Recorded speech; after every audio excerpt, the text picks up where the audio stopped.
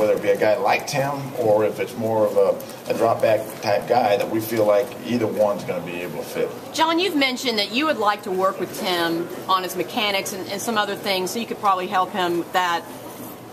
The CBA limits the amount of time you or any Broncos person can work with him in the offseason. So he's off-site now at UCLA. Is that a concern that you can't really work with a player like you once could?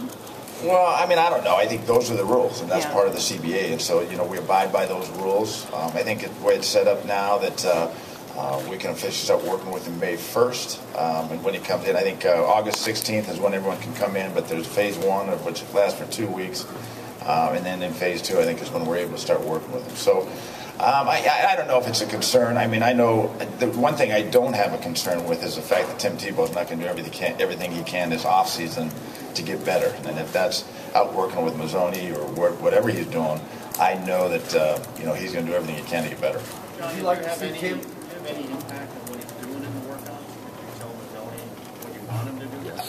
From my understanding, we're not allowed to do that, but I'm not exactly sure. But I have not had any contact with Mazzoni or whatnot. I think that obviously there's a lot of guys out there that know a lot about football, and I've not had any contact with Mazzoni. Right. Is there a fine line in taking what Tim does well and trying to make him more of a conventional NFL quarterback without taking away what he does well?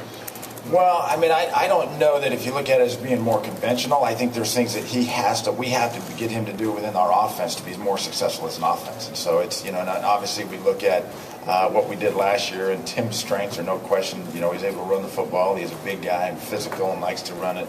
And I think Mike McCoy and the offensive staff did a tremendous job trying to play to Tim's strengths. And I think that, we'll continue to do that, but also want to see strides in Tim and his ability to get better and throwing the football downfield from in the pocket.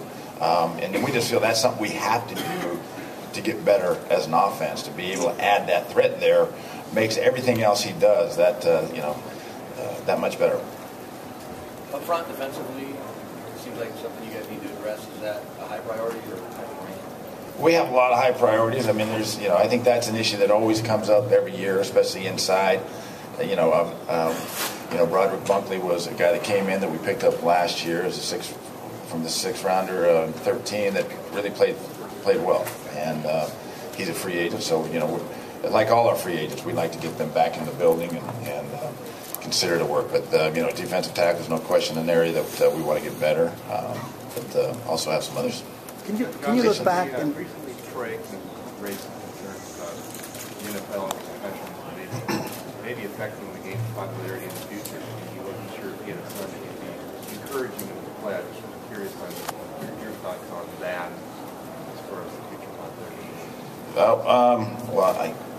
To me, I guess I look at the game of football and realize that is part of the football. It's part of football, and I think that the NFL is doing everything they possibly can to keep the integrity of the game, but also protect the players. And to me, that is something that there's a fine line there to where you take too much out of the game, you're going to lose, as you say, the popularity and what it's all about. But as a football player, to me, we can't go too far in the fact that. When you put that helmet on, you're putting on it's a risk, and and my son played football, and if you want to play again now, I'd let him play, just because I know what I think of the game of football, and to me, what the game of football teaches you, not only why you're playing it, but also, when you're done playing and you're out in the business world, and the ability that, other than the competition side of what it teaches you. Can you offer a sense of how you think maybe Luck coming out compares to you coming out? Do I what? Can you offer a sense of how he compares to me as a prospect at this stage? I've always left that up to you guys. I mean, that's I think that when you look at the success that Andrew's had, and especially at Stanford, whereas Jim Harbaugh did a tremendous job turning that program around, and then David Shogin this year, having been an alumni at Stanford, for me, it's a great thing to see, and to be competitive as they are on the football side, as well as the great college that it is, and the education that you get out of there. But again, the comparisons are anybody that comes out that is, a quarterback whether you're a first or second or third rounder, there's always high expectations of you to come in because of the importance of the position in the NFL. Players I've talked to at the Shrine Game, the Senior Bowl, etc., these players are excited now to come to Denver. It seems like a hot spot. It once again is a destination for not only free agents but rookies. What kind of pride do you take in returning Denver to respectability in 1 year, basically?